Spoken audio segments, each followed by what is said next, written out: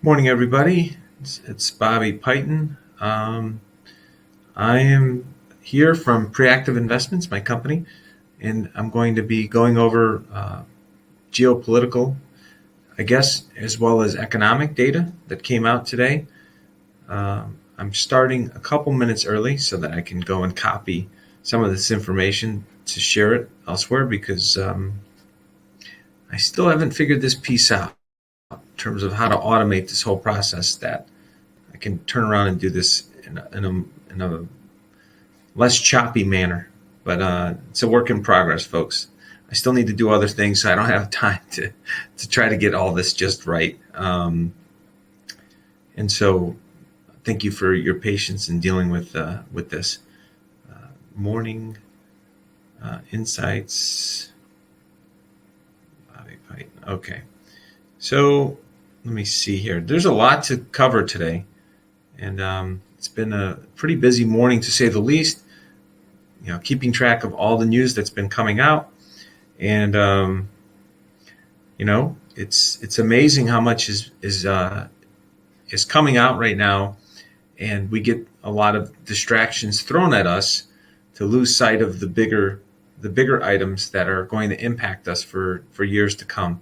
And so hopefully what I'll be attempting to do over time is to bring all this information out because the mainstream media definitely does not make it very public. They do a pretty lousy job of trying to get everybody educated on this stuff, and then they have various motives that aren't always in the best interest of the American public.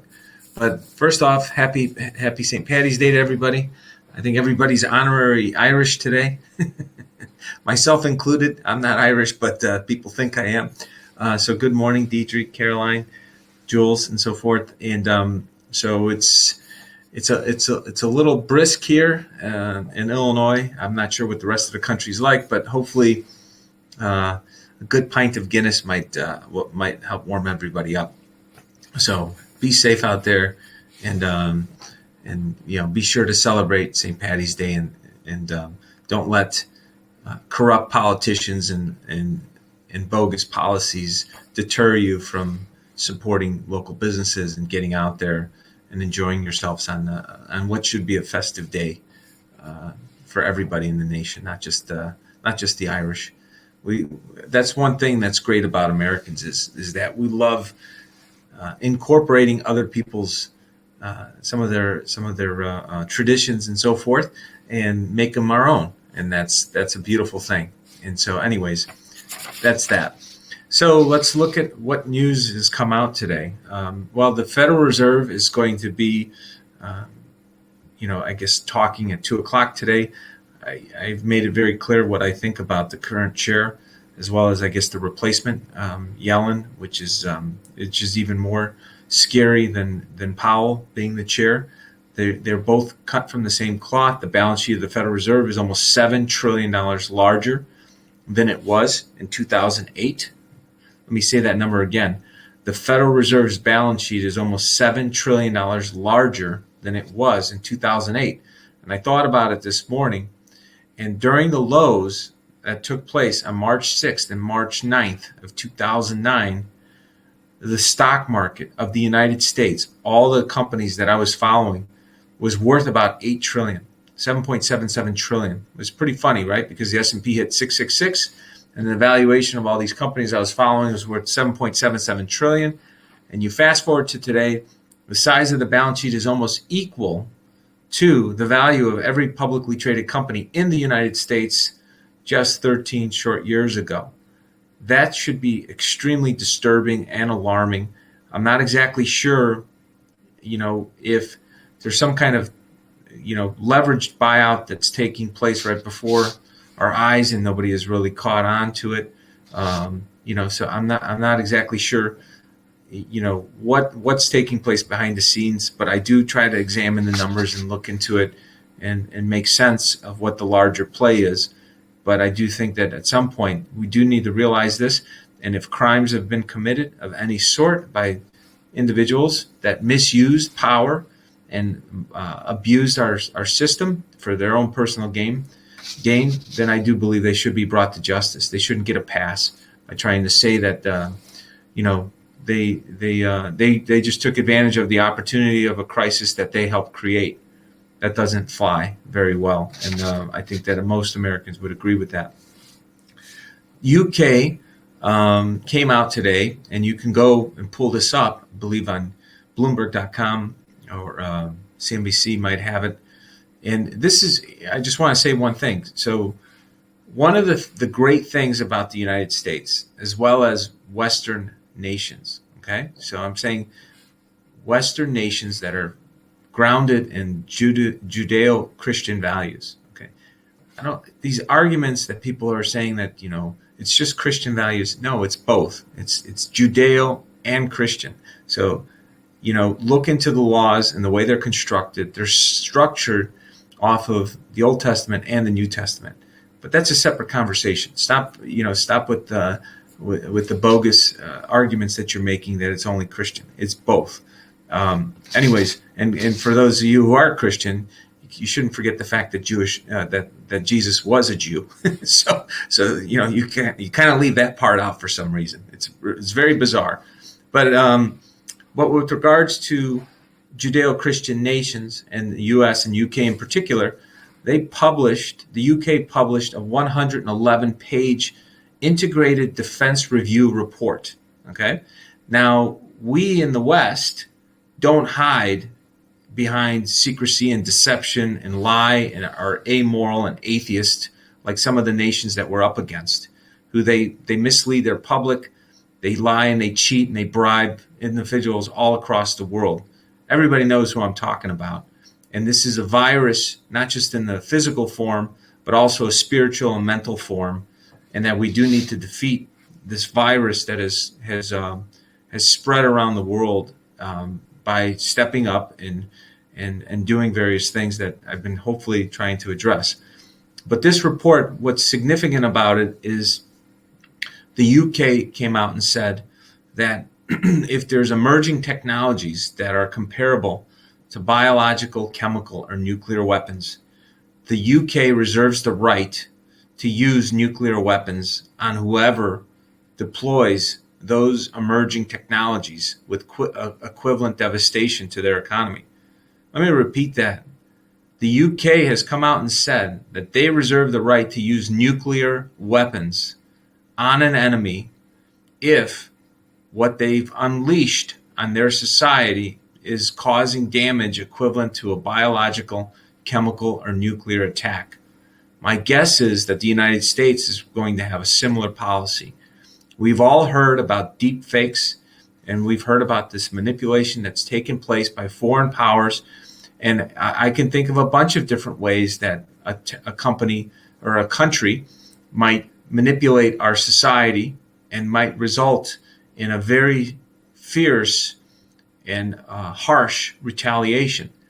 If another nation state sent in citizens from that country into U.S. corporations and U.S. soil, and they've taken the time to put in time bombs into software. A time bomb is something that is malicious code that's hidden in there, until an appropriate time in which it is detonated. So if there's programmers that have come in from different nation states into the United States, took a job, the NSA, which I've been arguing the NSA should screen every single person that comes into this country that has anything to do with software that impacts the American economy. And not just one time. I think they should be screening all these individuals on an ongoing basis. If somebody is a programmer working on our electrical grid or working on our CRM software or working on our phone grid, they should be under constant surveillance, as far as I'm concerned, if it's a threat to our national security. This is a serious problem. And these individuals have burrowed themselves in to various parts of government. The ones that have been caught installing time bombs, upon proper trial, they should be tried as traitors and dealt with regards to the laws under treason, because they are traitors and they are committing acts of treason, even if they don't get caught until this thing goes off later. they should be essentially treated as such. I do agree with Clancy that Boris Johnson is a wanker. Anyways, he's been a gigantic disappointment. I've watched Boris the Blade, I guess, just really screw up Britain. The Brits shouldn't have put that guy in, but that's another conversation. I think he is possibly compromised, and so I still have the right to say that. Maybe in the UK I can't say that. I'm in America. I don't think the guy's trustworthy. And this isn't just this isn't a comment that just came into my head. I've been reading about him and what he's been doing in the UK for years now. So anyways, I do agree that NSA and Space Force needs to monitor and act accordingly. If on my Twitter account on UAmerica333, I actually tagged the NSA and Space Force quite a bit. I hope they're monitoring me, and I hope they're taking some of the things that I'm saying and using them. I have spoken with some people in the past few months that may or may not be working for the NSA. How's that? So anyways, and I'm glad they're monitoring me. I actually welcome it. And I'm more than happy to share ideas that I think they can deploy far better than I can, because they have the technology to do so. So this whole thing with the UK is a significant public statement that came out today. They also, in the report, I have not read this entire report, but I'm the type of person that will read this report as fun reading. It's 111 pages, and I will read it so that I better understand what are some of the risks and what may happen globally, because, from my perspective at Preactive and what I do in managing money, I try to understand what are the wild cards, what can take down the economy, what can impact companies that I'm invested in, what companies might benefit from this report. And so, that's what I try to do. I don't like to read other people's research. I like to look at the source material myself. And I highly recommend that everybody else considers doing the same. Go to the census yourself and pull the economic data when it comes out. Go to the Federal Reserve yourself and pull the data if you can. A lot of the information in mainstream media, these people are just talking birds. They don't do the thinking. They just read whatever the teleprompter tells them to do.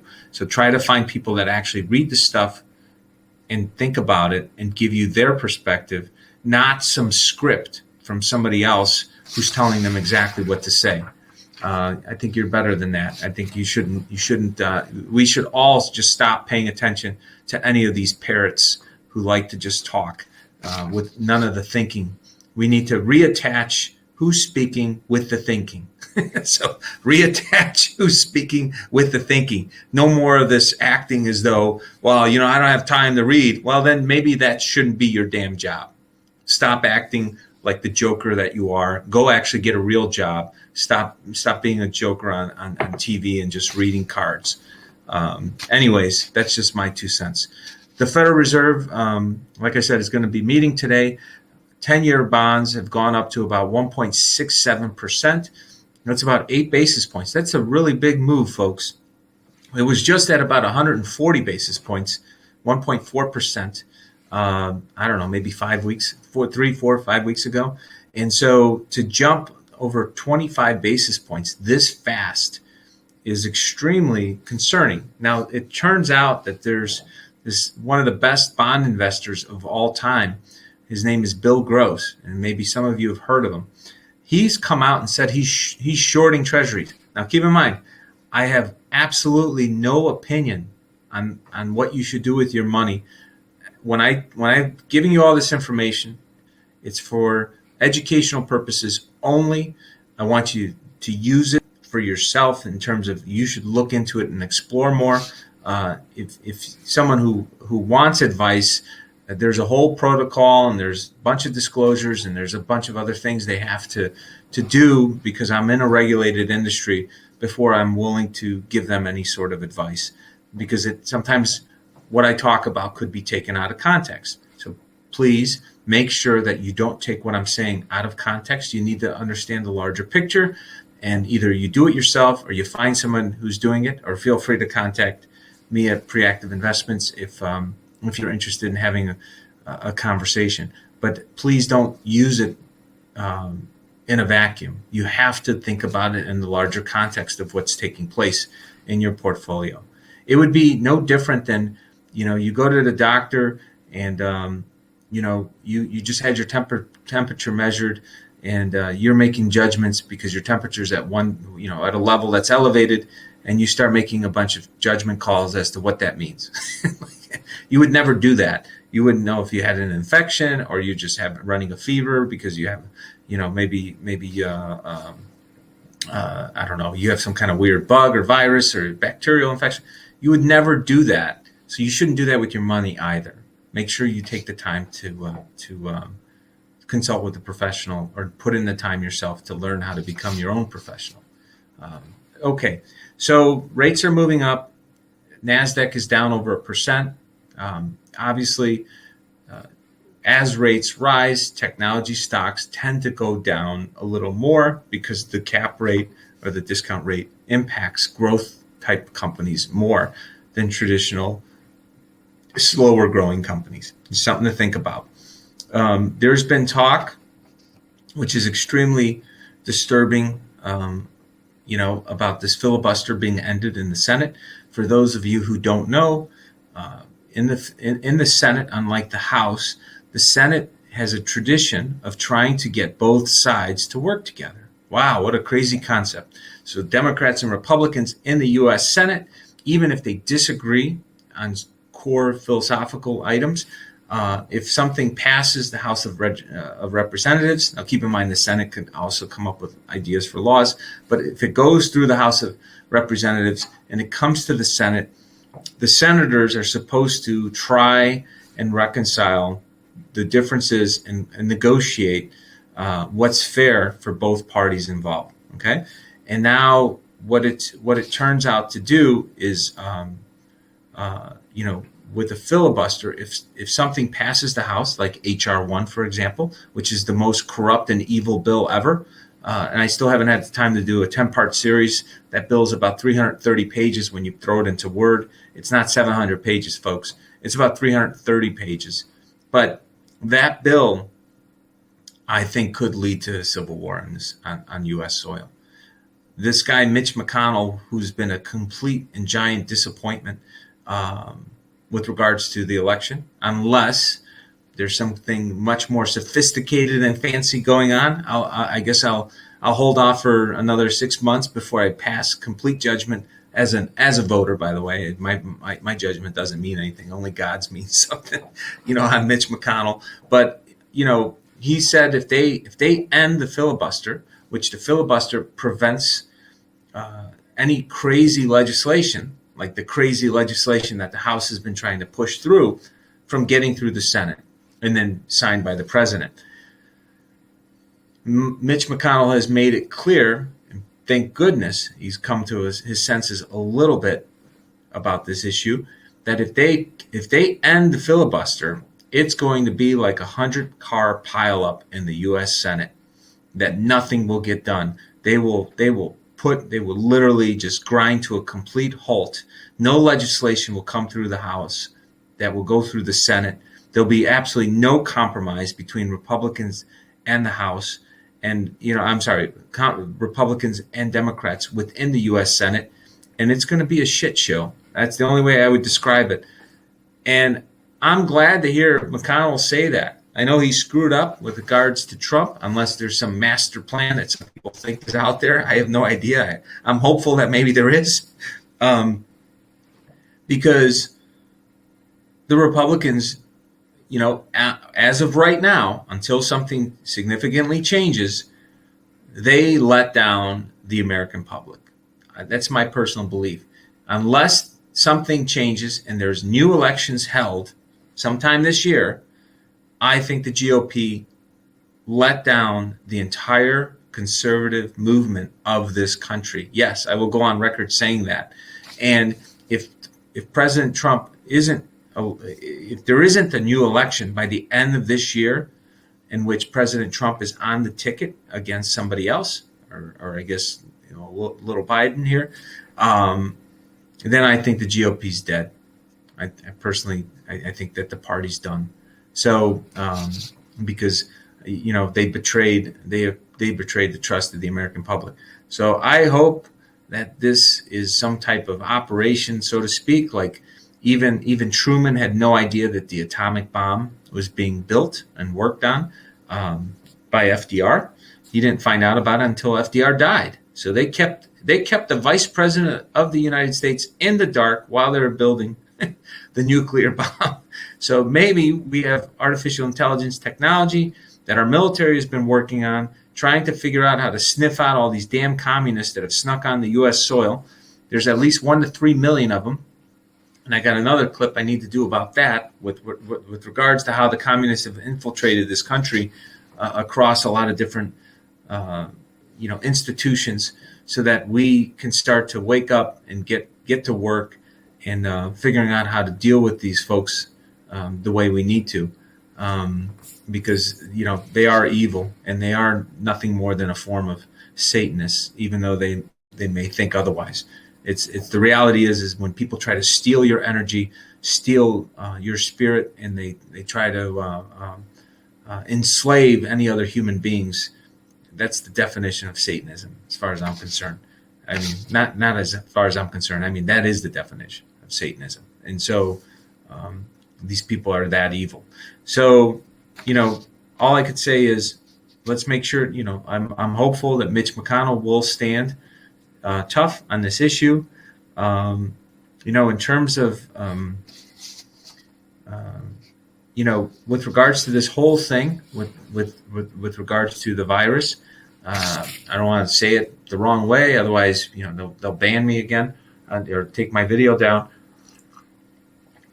This virus should be a wake-up call for all of us. If they want us to wear these little masks, then I think that the religious institutions in this country have let us down because they want to keep their damn tax-deferred status. They haven't fought on our behalf. And so as such, we should take control of our faith in God and bring it back to a micro level with smaller units back at home. Bypass these institutions that have let us down, that have been taking our money, that we've been donating and giving our time and money to these institutions, and then they pay tribute to some funky little pope who turns out to be a communist and part of this one world order. And I don't trust our pope. I'm Roman Catholic, and I think that he might very well be the last pope. But we should take control of our own spirituality, bring it back home, and say, fine, you guys didn't stand up for us when it mattered. You can choke on your damn estates. And in fact, I think we should put taxes in place on every religious institution, personally, that they should pay taxes. Why should we pay our fair share, pay our property taxes, pay income taxes, and then these little mini estates all around us pay nothing? They haven't helped solve a lot of the social ills, because if they did, we wouldn't have 40 million people on food stamps in this country. Okay, so I hear this argument, oh, Bobby, you can't do that. The churches will close down. I got news for you. The Bible is the Bible is the Bible. It's the greatest book ever written. You don't need a physical building for it. Pick the damn thing up and read it with other family and friends, and learn for yourself. And you can even do it now on social media. You could do it remotely if you want to stay safe without the mask. You can see somebody's mug. Like, you can see somebody's face without this damn mask. And anyways, so that's what my thoughts are on with regards to religion. And I do think that the other way that parents could do this, I think there might be millions. I've seen various estimates of people that are being homeschooled in this country. I think we should just hit the gas. I think the United States, the American public, there's 50 million students in this country that they love to throw it in our face, this red for ed crap. Red. Communism for our kids. A lot of these teachers were in Antifa. They were rioting. So we're paying them, and then they go and riot in these cities. They're nothing more than agents of an evil ideology. So what we should do is say, you know what? We're going to take over the school boards, even if we homeschool. We're going to get involved in local politics, take the damn school boards back over. Even if your kids are homeschooled. And we should turn those schools into educational cafeterias. You can have different sections of the school for different homeschooling parents that want to raise and educate their kids with their own damn curriculum. We should be able to decide what we're going to educate our kids. If we want a religious component, if we want, we want to set the curriculum that isn't biased and anti-American, we take control of it again. And I think that we should institute this with regards to school choice. And then once we kind of do this process, maybe we don't want the damn buildings. Maybe we're like, you know what, we're much better off having a smaller, we'll have a smaller green footprint.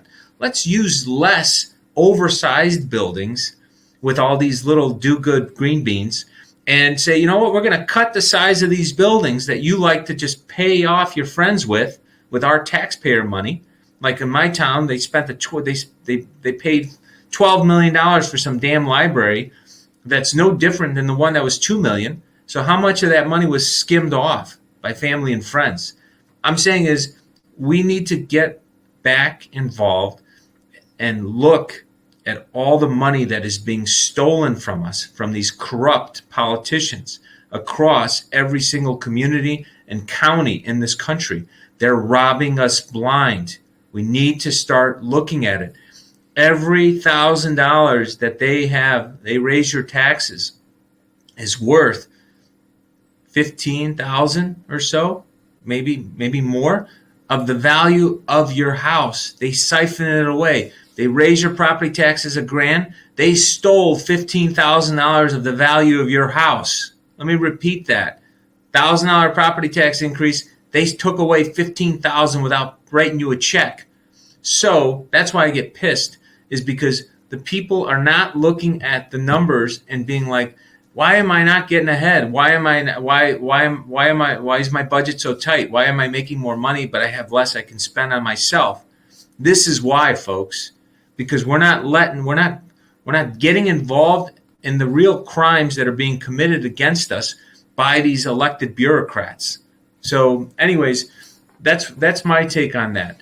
Let's go to another thing that is a bit of a concern with what's happening with the markets and I guess in technology that could impact all of us. And it's kind of like underneath the surface.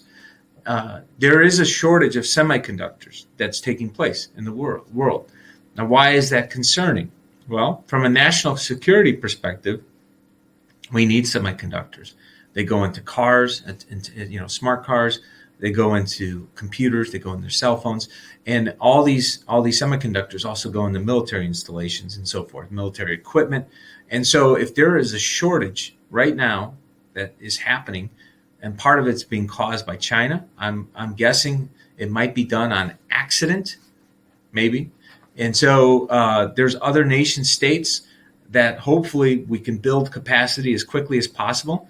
Personally, I think we were very foolish by letting insane politicians and just jerks try to say that we shouldn't build some of these factories on U.S. soil because they're bureaucrats and they don't want this stuff being built on U.S. soil. They'd rather outsource what they view as pollution. So it's like they talk out of both sides of their mouths, folks. It's like, oh, you can't build that here because there's pollution, but we really need it. So let's just outsource it into another country and let them get all polluted. This is the argument of these lunatic lefties. They don't really make any sense, and they're evil people for being okay with. If this is what they really believe, that this stuff is toxic and it should never be built, why the hell are they sending it off to another country then? You can't have it both ways. So why don't they give up their cell phones and give up their computers and give up their damn smart cars if they have so much conviction about this issue?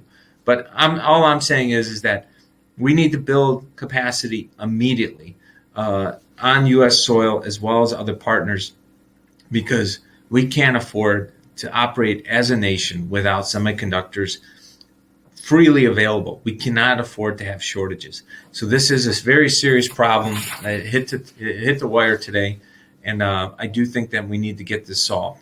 So with that, thank you everybody for listening. With regards to this market and political update, I will chime in later on this afternoon around 4 o'clock with regards to what the Federal Reserve Chairman says.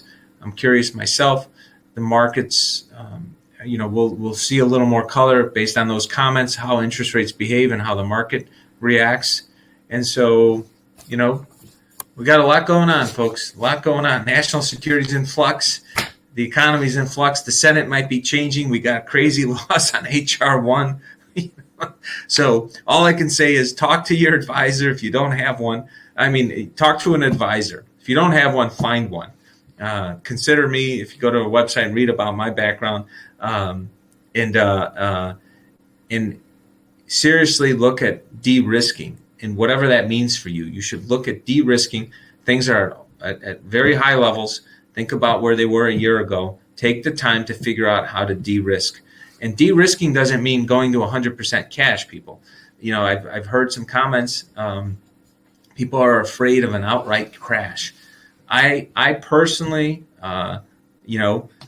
don't believe. I will go on record saying this. Don't hold me to it. I guess this is educational, but just from a personal level, not as an investment advisor, I think the concept of an outright crash is very low. I think it's a very low probability event. Maybe it's something that might happen once every 100+ years. I don't think we're in a situation where, that's very likely. Okay. I think if something does happen, it might be a slow motion crash. So what I mean by that is, things kind of stay here, and then over the next 5-10 years, they just grind lower. That's a far more realistic possibility in my mind than just a big swoop down. If you go back and look at 1945 after World War II, the debt to GDP of this country is over 130%. The Federal Reserve back then, it was still back then doing its little shenanigans. They pinned interest rates at 2.8%, I think, on the long bond. And then what ended up happening is there was a lot of inflation. And then within 5 years, I think bonds lost 30-40% of their value. But you didn't see it because the amount in your account looked the same. So you didn't have a crash in the value of your bonds. You had a crash in the value of what you could purchase with the money from your bonds. And so when I hear this argument that it's all going to crash, I go, they're a little slicker than that. They're probably not going to try to take that approach. They're going to try to figure out how to bleed everybody by pulling it away from them without them even knowing they're pulling it away from them. So anyways, you guys have a wonderful day, and I will talk to you guys soon. Thanks again for chiming in. And feel free to share this if you think it might be worthwhile to family and friends.